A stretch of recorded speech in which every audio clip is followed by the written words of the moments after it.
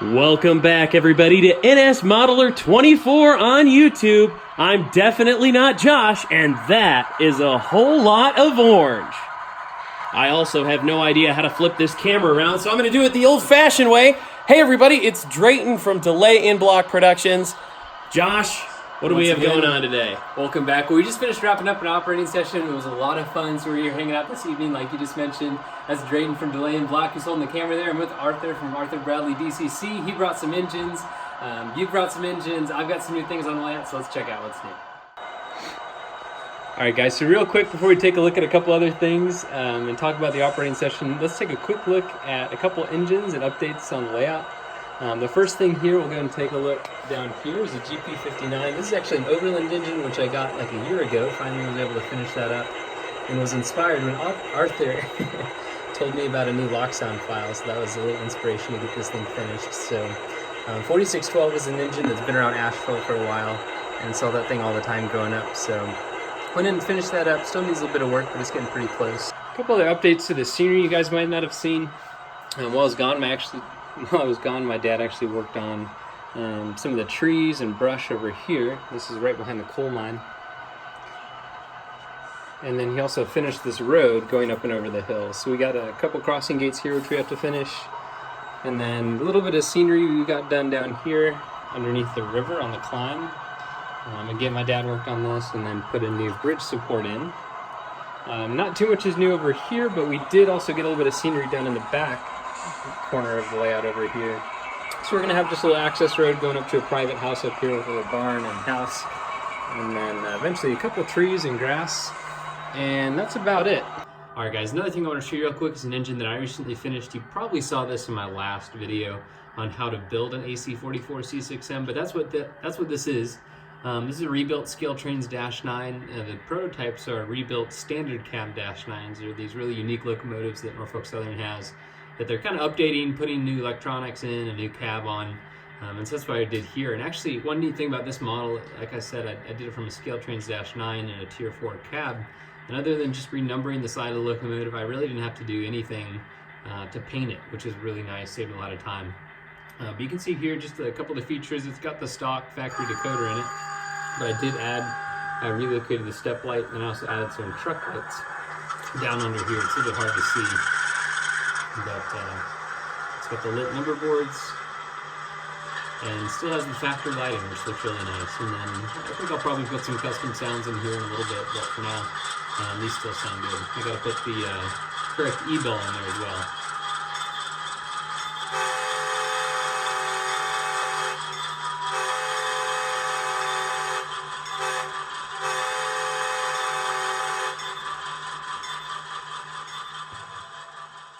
And one other thing I wanted to show you real quick is a new crossing that a good friend of mine, Grayson, actually put in. A lot of you guys have heard his name. He's done a ton of electrical work and helped out a ton around the layout, so he's a great friend. And he's also really good at designing electrical stuff and stuff like that. So this is actually a crossing. The system is actually a custom one that he built that he's running off an Arduino. He wrote all the code for it.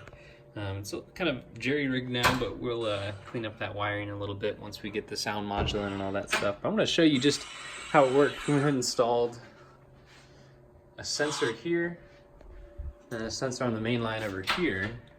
You can see it right in the track there. And then two sensors over here as well. I'm going to show you how we wrote the code. I'll start the train coming here from the westbound side. And as it triggers, I'll talk about this as the train approaches, but check out the flashing sequence on this. It looks pretty stinking real, in my opinion. And so a couple neat things about this system is that he actually designed it a random start sequence. So sometimes the relays that run these lights in the control boxes take a few seconds to warm up. So they actually flash really fast at first and then go back to the standard back, forth sequence. Or there's a little bit of a lag if it's kind of cold. And so he randomized it where it starts different ways. And it's just a really small little detail that if you sit trackside and look right at the crossing, you'll notice it. But a really neat small feature to have on these crossing signals. So kudos to him. Next time he's up here, I'll film a little more of an update. He can tell you more about how he designed the system and stuff like that.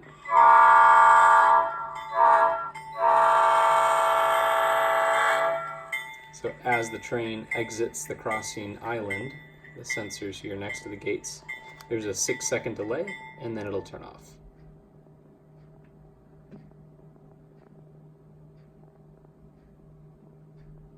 And the train can continue on its way. So really neat system here. There's also a little push button if you're switching and want to manually activate the gates. You can do that as well. So just really neat. The Arduino is a totally customizable and programmable little computer which we have under here. I think you can get it for 20 or 30 bucks. Like I said, I'll have Grayson tell you more about it next time. Alright guys, another thing I want to show you real quick on the update here is just some lighting that we've added to the layout. This is probably the biggest update that we have since the last time I showed you guys what's new. And after seeing these lights, I don't know how we went so long without them. So if you want to flip them on, you can just see what a difference it is. Just in really bringing out the details in the backdrops and the layout itself. It just gives it a totally new look. If you want to turn it off again for comparison, just a huge difference. And so this is actually something my dad's been working on. You can see he took some aluminum L brackets, and then just stuck them up here underneath the edge of the layout. And then we got some strip lighting. These are all LEDs, and I believe they're from Micromark. Is that right? Correct. So you can see this is what we used, and they just come in strips of several meters long. I'm not quite sure. 5 meter long strips, it looks like. 5 meters long, and there's the power supply from Micromark. It's 33 amps, so it can do 27 meters of this stuff, which is more than we need. I only used about 12 to 13 meters in the two sides. Yeah, so it like he was saying, it powers all of this. We have the one little Micromark power supply down under here, and that's just running. Is it a 12-volt bus that runs around to power that, or whatever? Yes. Whatever it is. But so it looks really good under here. We finished all the way along the yard down to the end of the wall over here, and then we still have to do over here. So you can just see the difference that lighting makes, which is really neat. So definitely a little bit more to do, but definitely makes a huge difference. That's something that was really fun to have. All right, guys. Well, like I mentioned, Arthur brought some of his custom locomotives with him the operating session. So check out some of the sounds and custom horns and bells that he's got on this thing.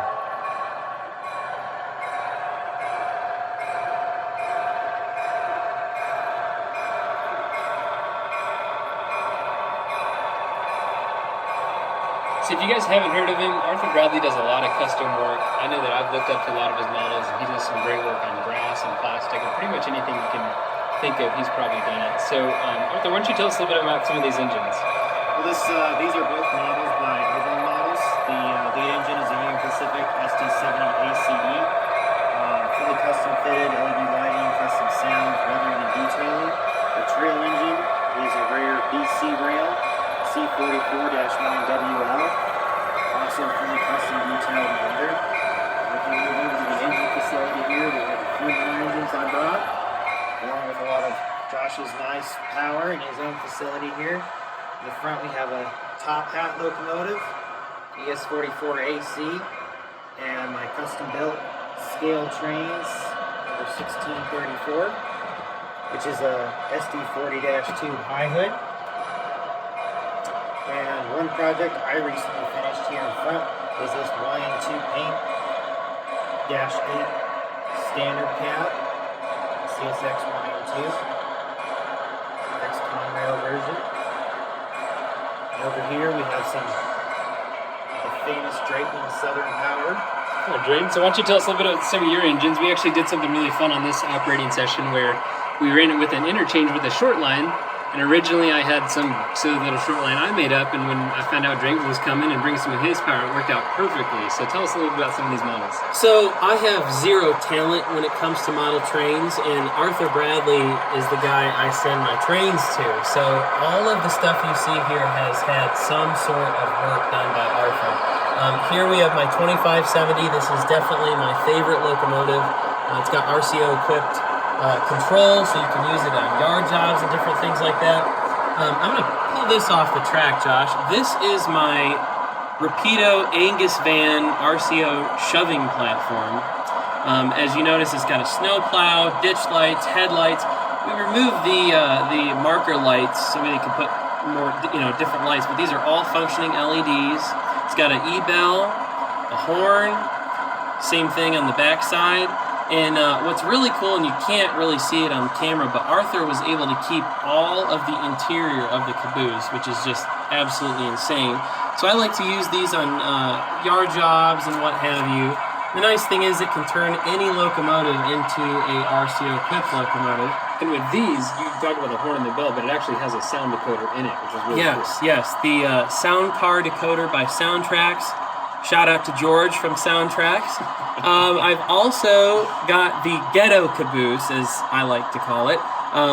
The 4704, which is actually 434704, is a real CP Angus van. On one side, a local artist, if you want to call them that, spray painted Canadian Pacific on the side, just like so. And then on the other side, they left it and broke all the windows. I don't know why they left this side blank, but anyway, Rapido made a limited run model for a dealer in Canada, I believe in the Toronto area, and I just decided to take this one and turn it into a DNS shoving platform. Same thing, got a plow, ditch lights, headlights, the NS style RCO lights, which I think is cool because the orange one has the CSX style lights, which is always neat. A little bit of variety on the layout.